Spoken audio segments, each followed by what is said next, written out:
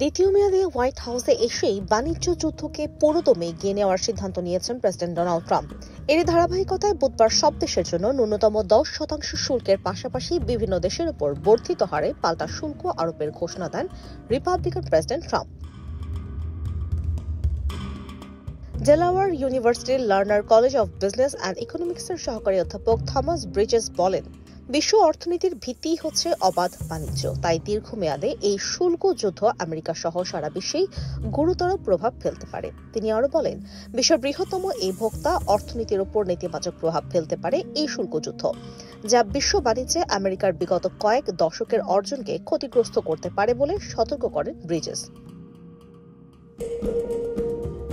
Bridges মন্তব্য করেন, দেশের শীর্ষ বাণিজ্য পার্টনারদের ওপর চড়া শুল্ক আরোপ করা হলে জিনিসপত্রের দাম বাড়বেই।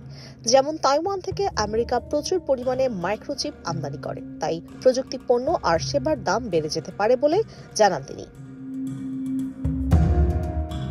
এদিকে মুডিজ অ্যানালিটিক্সের প্রধান অর্থনীতিবিদ মার্ক র্যান্ডি এমএসএনবিসিকে বলেন, পাল্টাপাল্টি শুল্ক দিয়ে কোনো দেশই জিততে পারে না। শেষ পর্যন্ত দেশের সাধারণ ভোক্তাদের ওপরেই করের বোঝা এসে পড়বে বলে জানান তিনি। কর্পোরেট মুনাফার ওপরেও নেতিবাচক প্রভাব পড়বে বলে মন্তব্য করেন র্যান্ডি। এই প্রসঙ্গে সাবেক আমেরিকান ট্রেড রিপ্রেজেন্টেটিভ মাইকেল ফোম্যান বলেন, সামনের দিনগুলোতে কর্মসংস্থান একটি বড় ইস্যু হয়ে দাঁড়াতে পারে, কারণ রপ্তানি শিল্পের উপর গুরুতর প্রভাব ফেলতে পারে পাল্টা শুল্ক আরোপের এই পদক্ষেপ।